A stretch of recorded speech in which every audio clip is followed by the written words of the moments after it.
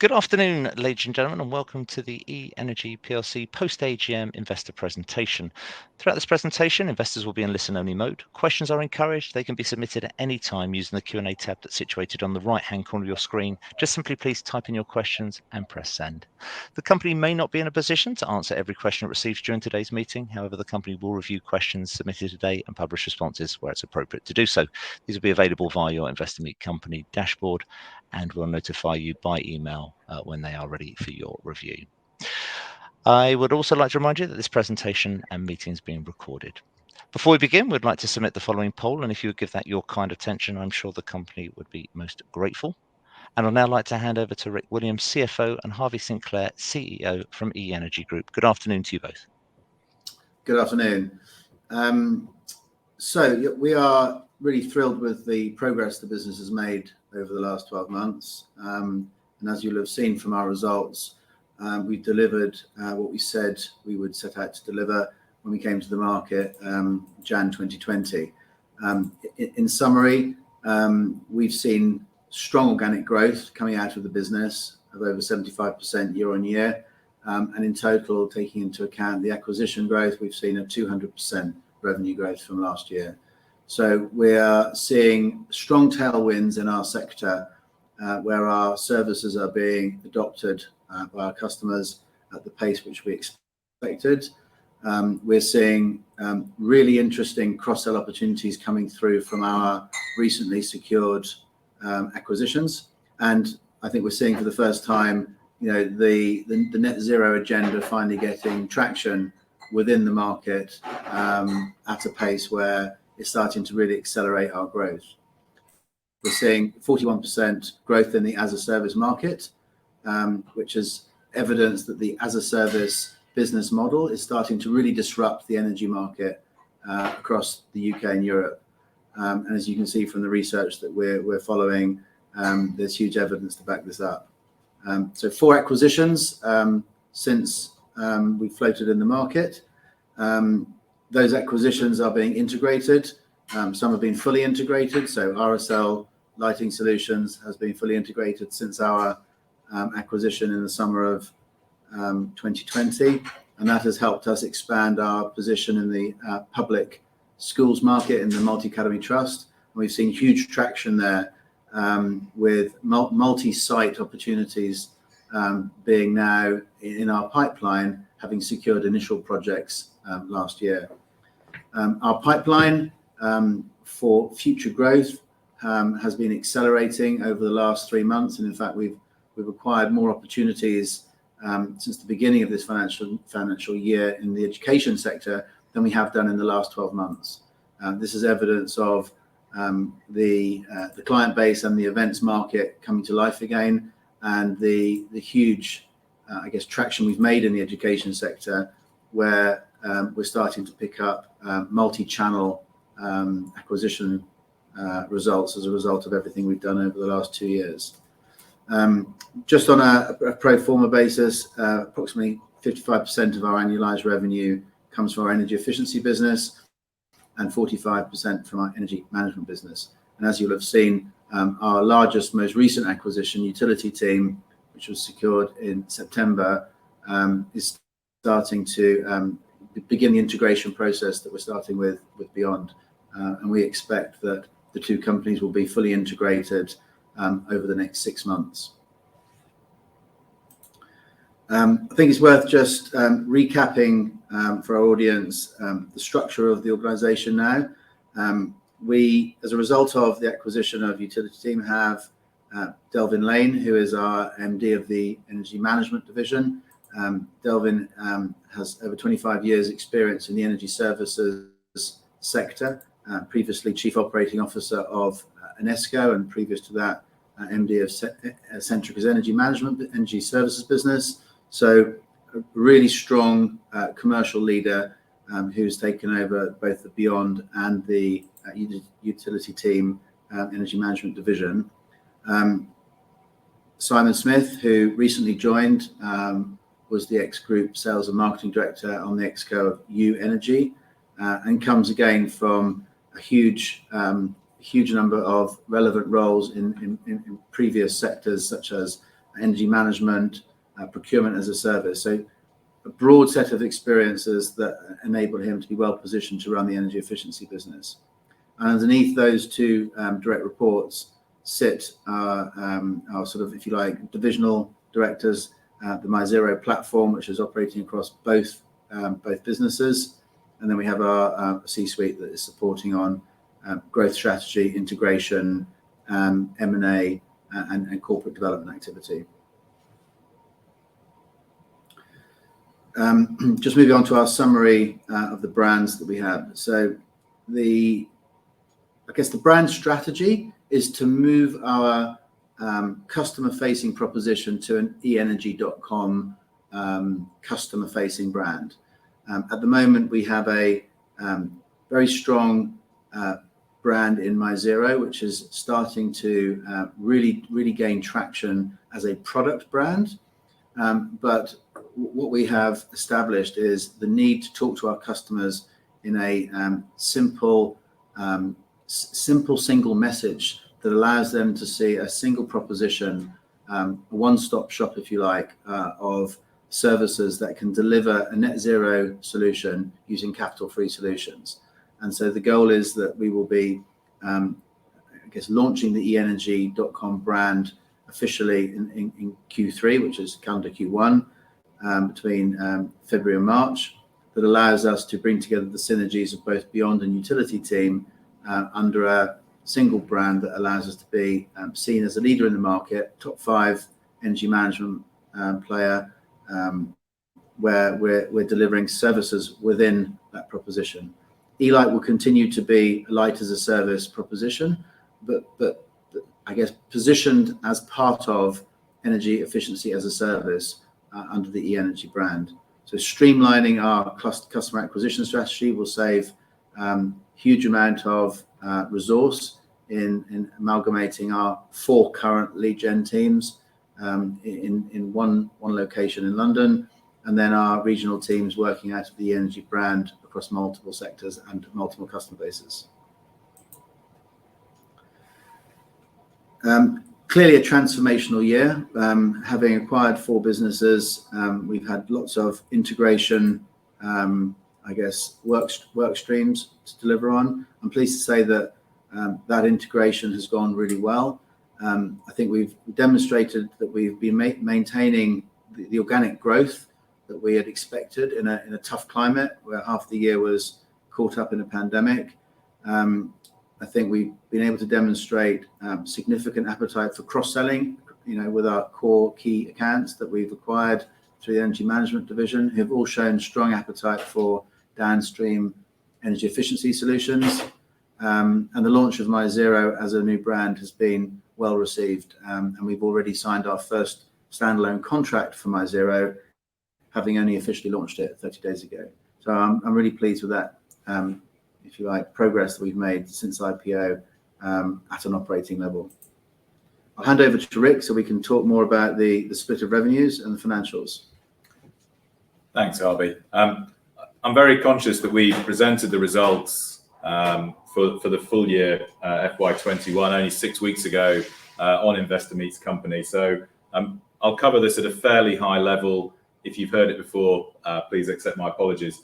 I think in terms of the group as we stand today, reflecting the acquisition of Utility team, I think Harvey's touched on it already. We are 55% of our revenue is coming from energy efficiency, 45% is coming from energy management, which is clearly a big shift from where we were in the prior year, and reflects kind of the targets that we set ourselves in terms of our strategy. Geographically, we are split. We were in the prior year 50-50 UK and Ireland. The growth in the UK has been significantly stronger. The acquisitions that we have made have been in the UK, and so today, on that pro forma basis, roughly 1/7 of the business is in Ireland, and 6/7 is in the UK. And then in terms of the sector split, we've talked previously about the focus that we had on education and the very deliberate step that we made to focus our light as a service proposition on the education market.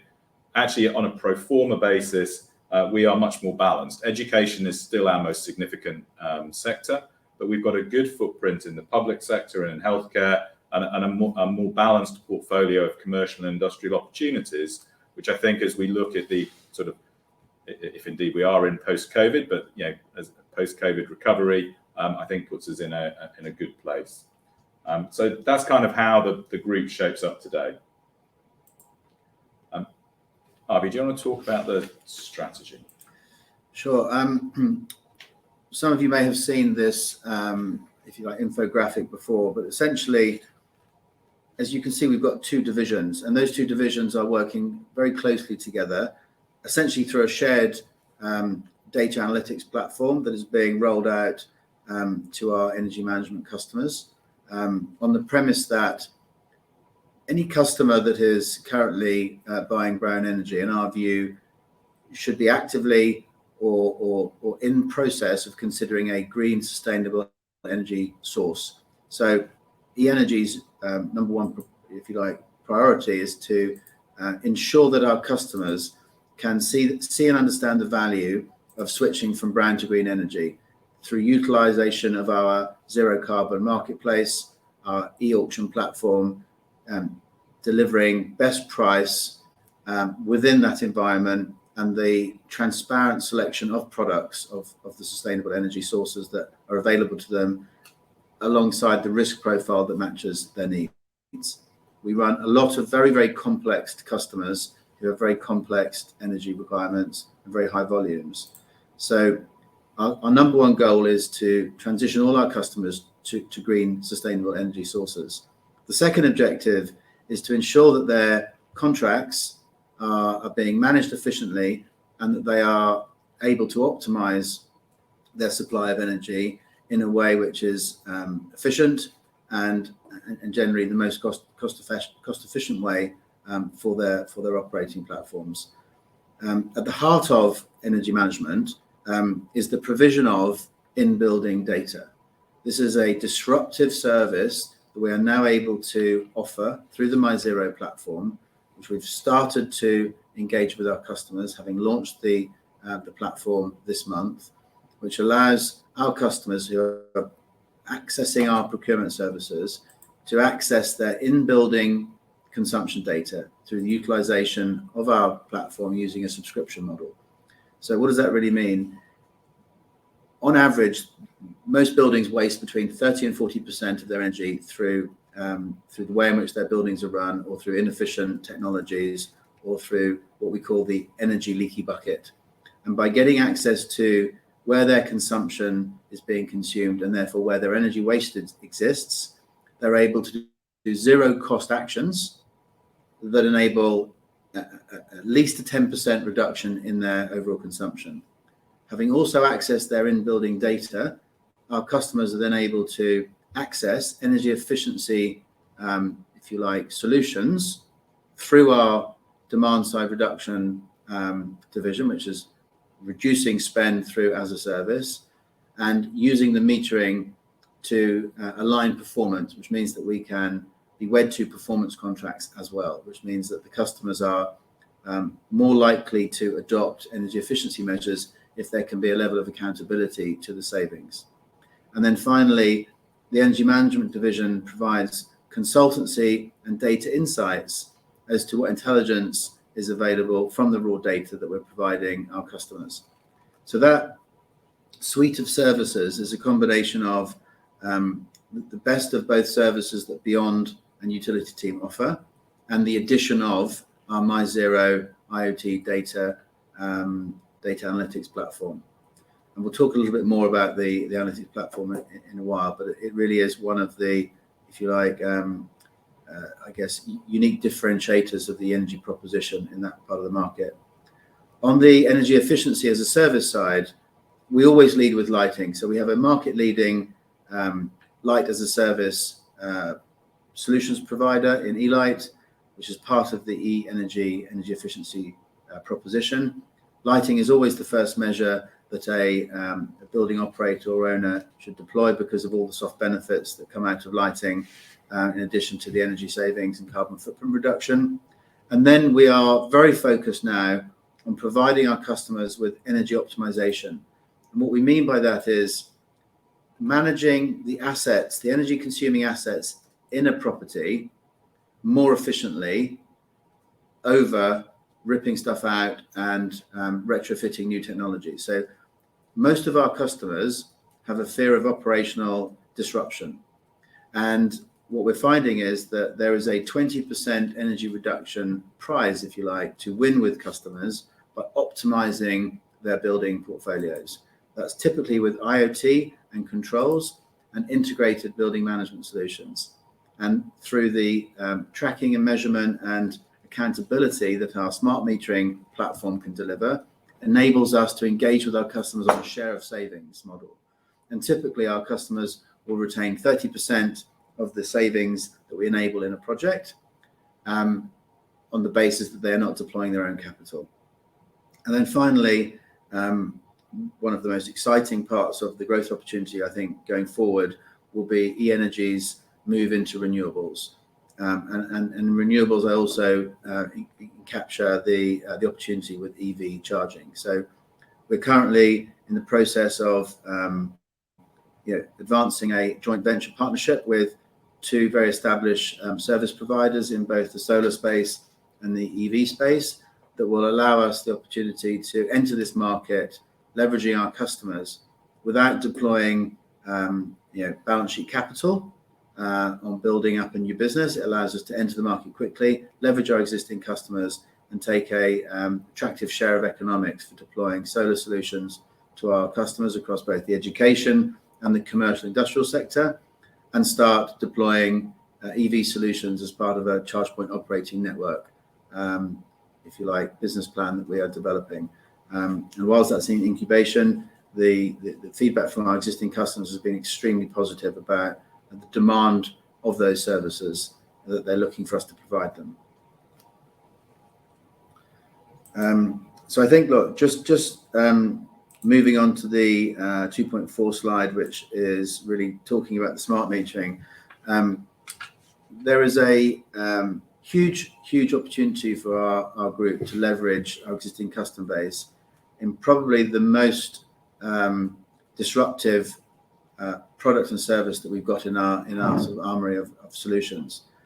Having spoken to our top customers and attended events over the last 3 months, the overriding demand in the market right now is for effectively accessing energy data and energy wastage opportunities.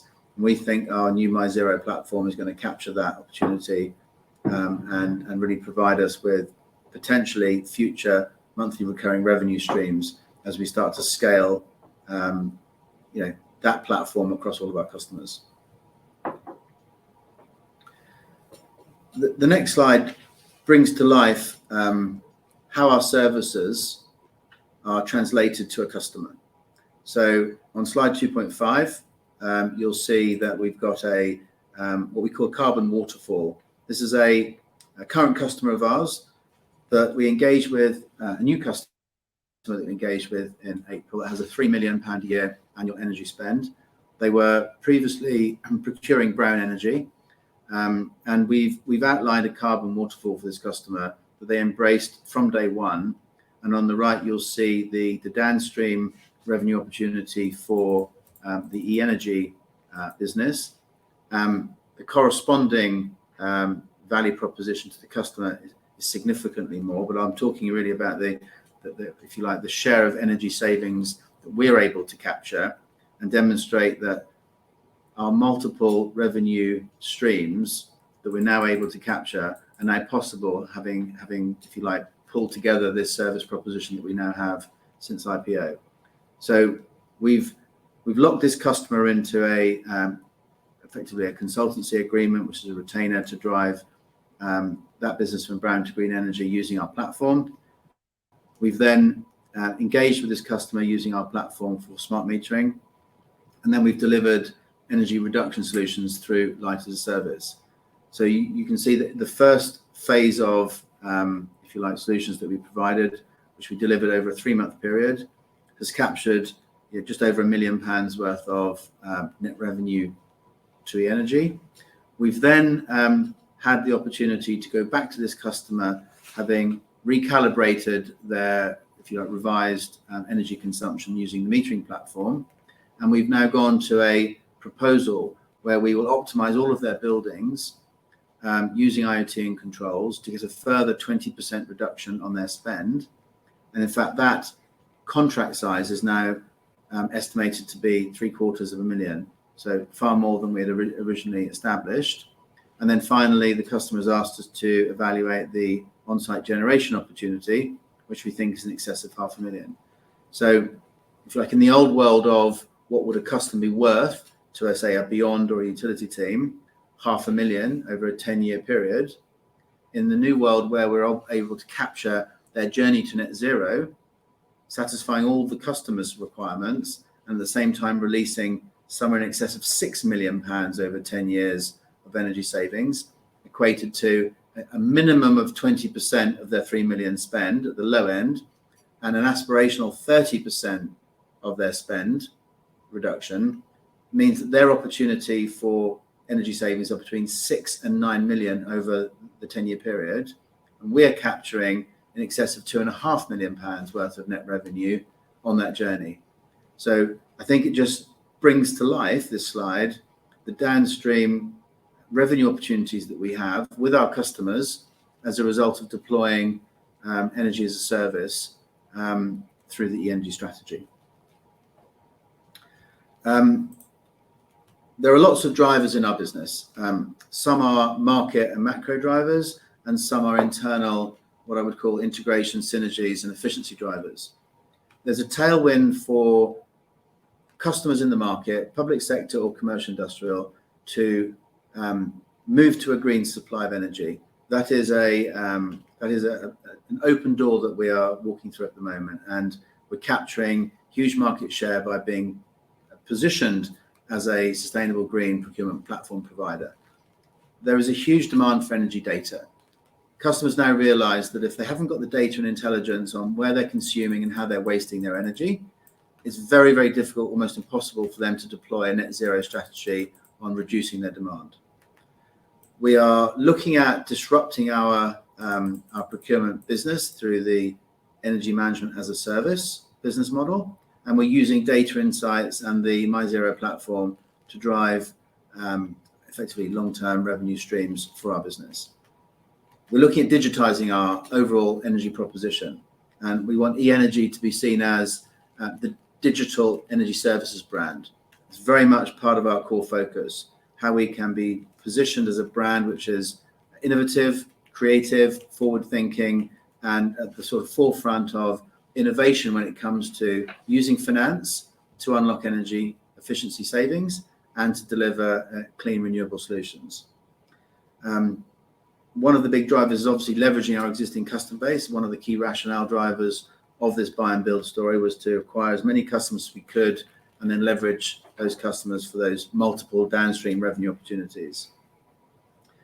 Clearly, we're working hard on efficiencies, and whilst this isn't a cost-cutting buy and build investment thesis, there are some interesting efficiencies and scale to achieve through optimizing our processing platforms, our data gathering platforms, and our reporting platforms. And then finally, there is without doubt a once in a lifetime opportunity from an economic perspective to capture huge market share of the renewable, if you like, green revolution that exists with solar and now EV solutions that are starting to be adopted through the transition of both high electricity costs and people's desire for electric vehicles. Back to you, Rick. Yeah, as I said previously, I'm conscious that we have presented the FY21 results before, so I'll keep this at a relatively high level.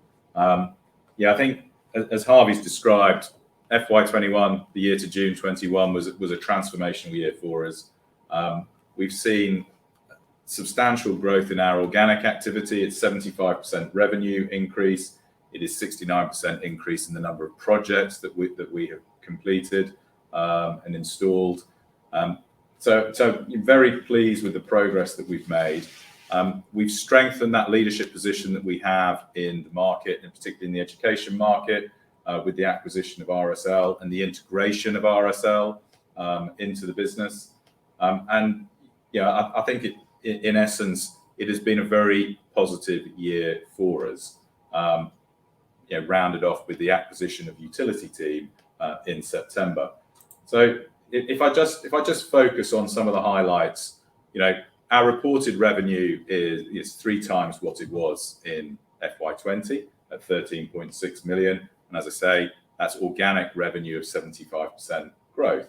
And that's come from both that increased number of projects, but I think potentially more significantly, the increased average value in the projects that we are installing, which is what's driven that revenue growth and enabled us to report our profits, maiden profits in the year. As well as the increase in the top line, we've also been able to improve our gross margin in the core light as a service project delivery, and that's up 360 basis points, which comes from a number of factors, but particularly the relationship that we have with our OEM provider in the UK, enabling us to have better pricing, better cost, and translate that into the marketplace.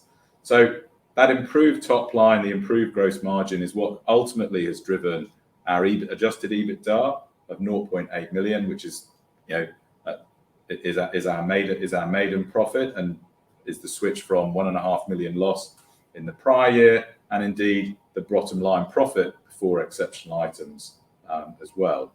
I think a lot of those key financial stats are focused on the organic business, the light as a service business, but actually within the energy management business, we acquired Beyond in December. We've got just over 6 months of results within FY21, but we've also seen substantial organic growth within the energy management business too, and a 9% increase in the number of meters that we have under management. And then really thinking about, if you like, how that translates into our balance sheet position, I'm very pleased to report that we ended June with 0.8 million of cash, net cash, after accounting for leases as debt, which is an increase from the net debt position that we had in the prior year. Now, where has that growth come from in terms of the revenue growth? Well, I think, as I touched on earlier, as we talk about the pro forma, as I talked about the pro forma revenue, including Utility Team, we've seen growth in all of our markets, but in particular, we've seen that growth in the UK market, both in terms of RSL, but actually in terms of the existing eLight business, and the significant growth that we've seen, 124% in eLight UK year on year. So that's the driver for the growth, and how that's translated into the profit. A lot of the additional, the increase in our adjusted EBITDA is driven by that increased gross margin coming off the increased volume of and the increased revenue that we've seen. I said part of that is as a result of the relationship that we've got with Venture Lighting, who are our OEM manufacturer. We've also seen a benefit in Ireland by moving to a different funding structure with the committed facility that we have from Suzy Partners, which has increased our share of the contract value. So we've chosen to reinvest some of that incremental profit back into the business in sales and marketing and operational capacity, so that we can deliver the volumes of activity that we are seeing across the enlarged group. So I think that's really all I was going to say on the FY21 results. Harvey, should we just talk about the outlook? Sure. So I think there are a lot of drivers that we're focused on right now. I think operationally moving to a single brand clarity or focus on our messaging, giving us a differentiated proposition which allows us to cut through the noise in what is increasingly a fragmented and crowded, noisy net zero media at the moment, and almost owning that net zero space for the mid-market and public sector, so that we can become a trusted partner for our customers with an end-to-end solution that requires zero capital that gets them to achieve their goals. I think probably the three exciting areas of growth are going to be the development of our smart metering platform as we build out our kind of meters under management, so that's the sub meters under management, not main meters, and how we get a foothold within the emerging, very rapidly growing solar and EV space, and particularly the EV space, with the opportunity to do that through a quick entry using a preferred partner on an exclusive basis with preferred pricing to be able to leverage platforms that already exist that allows us to leverage our own customers. So I see the macro trends continuing at a pace.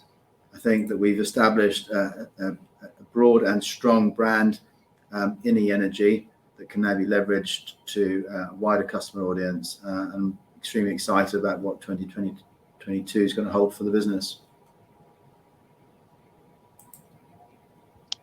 That's perfect. Thank you very much indeed to both Rick and Harvey for updating investors this afternoon. Ladies and gentlemen, please do continue to submit your questions using the Q&A tab situated on the right-hand corner of your screen. But just while Rick and Harvey take a few moments to review those investor questions submitted already, I'd like to remind you that the recording of this presentation, along with a copy of the slides and the published Q&A, can be accessed via your Investor Meet Company dashboard. I'd also like to remind you that your feedback is important to the company, and immediately after this presentation has ended, we'll redirect you for the opportunity to provide feedback in order that the company can better understand your views and expectations. Rick, Harvey, I haven't given you any time at all to look at the questions really that have come in from investors, but perhaps if I could hand back to you and ask you to read through those questions and give a response where it's appropriate to do so. Sure. Okay. I'll tackle I think some of the really main ones here. Because the question: how do we capture value in a share of savings model, and do we get more as energy prices increase? So we have an historic business model with light as a service, where payments are fixed to the customer, and in that scenario, our customers would benefit fully from the rise in energy prices. We always took the view that it was important to do as much as we could for the customer whilst maintaining a healthy margin. That said, in the energy efficiency as a service contracts, which are based on metered savings, whereby we track on a share of savings basis, their starting point of consumption to their end point of consumption, there is an opportunity where we do take more of an advantage on energy price increases because we are sharing in the upside, and we're obviously using the metering platform to validate that. So I think it is important that we don't overemphasize how we're benefiting from energy price increases, because I think that feels like a misalignment to the customer. But everything we do is transparent, so our customers are very aware of how our business model works, and I think it's a win-win for customer and service provider, and that's one of the benefits of energy as a service. The customer's de-risking both finance, technical risk, and operating and maintenance risk through giving up the lion's share of the saving, but without any of the risk. Overview of our competitors. I'll try and capture the bands of competitors that exist, because there are no real absolute direct competitors in the markets we serve with the service proposition that we are evolving. At a high level, we've got some very big infrastructure grade competitors in the likes of ENGIE, Energy Services.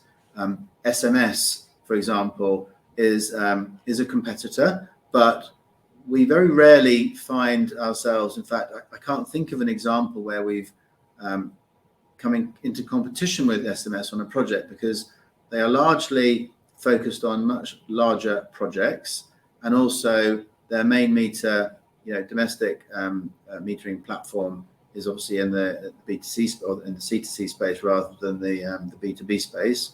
So I wouldn't consider them to be a direct competitor, but they are a company we follow and think of them as a peer group comparable, because their business model, albeit focused on a different part of the market, is not dissimilar to where we're headed. We have competitors in the energy management space, clearly, the likes of Inspired Energy, who are a consolidator of the energy brokerage market, who obviously have aspirations to move into the net zero space. We believe that we're different in that we are tackling the net zero kind of opportunity from a position of first principles, which is energy efficiency, and using procurement as a route to customer acquisition and ongoing dialogue with our customers. There are some interesting businesses that in America, for example, it's worth our investors looking at. A company called Redactive. Redactive are in the process of an IPO at the moment. They were of a similar size to where we are now, only 3 or 4 years ago, and they've now got an expected market cap of over 600 million, and they are an energy efficiency as a service business, originating originally from lighting as a service, moving into a broader EAS proposition, and I think they're a very, very interesting comparable, and we're very excited to see them come to the market, because it gives us much more transparency from a global position as we seek to sort of expand, what we do and horizons for how we're going to do it. There's a question here on share price. I think we all share current frustration with the share price having come off in the last few weeks. I haven't got any evidence as to why that is. I don't think it's based on any fundamentals. It's all, I think, driven by seller activity. I don't think that I'm focused in the short term about where the share price is. I'm thinking about the mid to long term, creating shareholder value, doing the right things. I don't want to react to where the share price is at the moment. I think it's an opportunity for investors to come in from what I would perceive to be a value proposition, and be here for the long term as we build long-term value. There's probably a question here for Rick on the finances. Yeah, I think that there's a specific question that's been asked as to what is the market consensus for our revenues and for our profits. We are working to build a broader research coverage of the business, which I think as we have grown is becoming easier. But at the moment, the consensus for FY22 is that we'll have revenues of just over 26 million. So almost doubling year on year, and that the EBITDA will be 4.5 million, the equivalent to 0.8 million in FY21. So those are the numbers that the board and I consider to be the consensus at the moment. I think there is a question that's been asked about whether the school calendar has a bearing on when installations can be completed. In particular, do we have installations? Do we do them during term time? And I think the answer is there is a degree of seasonality, but I think one of the things that we've seen, as partially as a result of lockdown, is a recognition that lighting projects in particular are not particularly disruptive, and that they can be installed evenings and weekends, and so that the schools don't need to wait for the holidays in the way they may have historically done so for sort of capital projects. So I think there is definitely a degree of seasonality, but it isn't really constraining what we do. And our delivery model is actually geared up so that we can accommodate those peaks where they occur, because we use a network of E-light liveried partner installers across the UK and Ireland. So, it isn't a particular constraint for us, but it is a degree of seasonality that we do see. I think Harvey, there's a question around the solar strategy. I think that you may want to just comment on that, whether it's an acquisition path that we're following or a partnership path, and how the two might come together. Yeah, it's a good question. I think clearly we've done quite a lot of M&A activity in the last 12 months. I think our stock is undervalued. I think our business is undervalued based on our potential. I don't want to put the business through undue, if you like, M&A distractions right now, whilst we've got quite a lot of growth opportunities to deliver internally. That said, the opportunity with solar is enormous.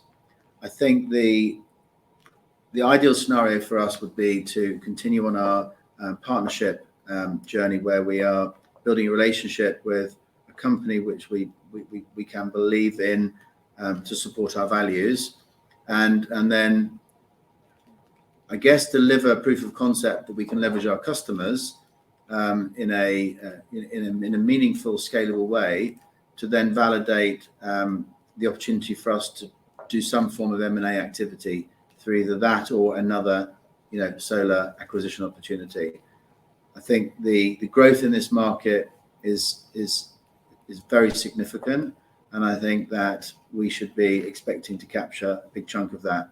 So I think our phase one approach is through partnership, which is low risk, gets us in the market quickly and doesn't distract us. And I think as we prove that opportunity, then I think the M&A opportunity becomes more relevant and more meaningful. So I wouldn't discount it for next year, but on the basis that we can demonstrate traction in our existing kind of, if you have forecasts, then that would be a supportive and accretive acquisition that I think shareholders would support us doing. I think also the same applies for EV charging. Acquiring a business in this space would come at a massive premium that I wouldn't be able to I think justify. And I think there is a very wide open opportunity for many players to grab in their various niches a good stakeholding with a good brand. And so we have every intention to launch eCharge in early next year, and we think that based on current customer feedback, we'll be able to get some quite quick traction. And I think once we've got that traction, I think there then is the opportunity to make an investment case on investing in that business, either through people or through effectively channel marketing to be able to drive scale. There is a question here about obviously, is it disappointing that Matt Saville sold shares following his sort of lockout of the RSL earnout period? Look, Matt is 100% committed to our business. He was the MD of RSL.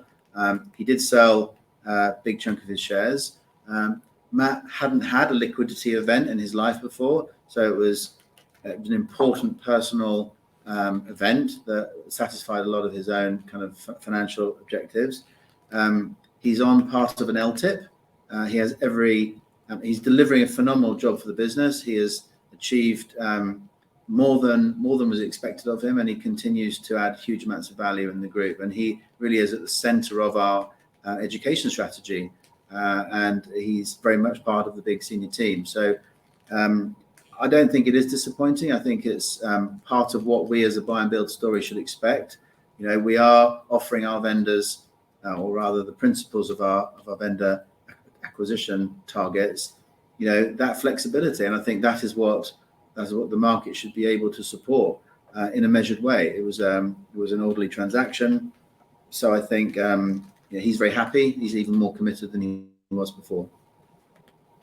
There's a question here about how many Light as a Service customers have we switched to a subscription model. So we've done somewhere between 1,100 and 1,200 projects, which is far more Light as a Service projects than any other operator I'm aware of across UK and Ireland.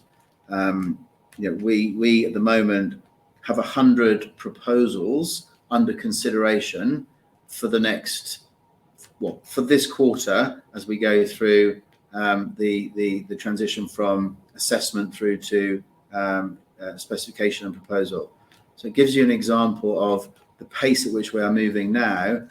And to put that into context, over the last 3 months, we've acquired nearly 500 school opportunities from our various multi-channel activities, and that's more school engagement than we've had in a year.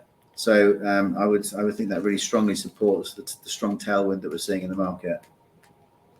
I think, Harvey, there's a follow-on question which isn't on the sheet that you've got there, but it was about, we recognise the revenue for our light as a service contracts up front, and the model that we've historically adopted is that we then assign or sell those contracts to our funding partners. So the revenue and the cash is recorded up front, effectively on installation.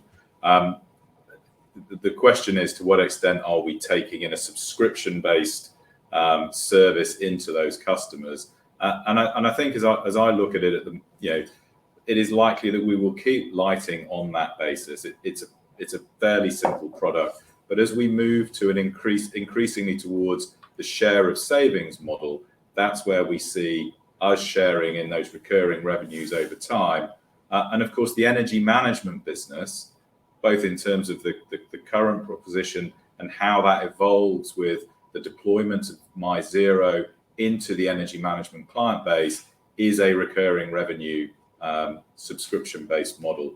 So the balance will change through the course of this year.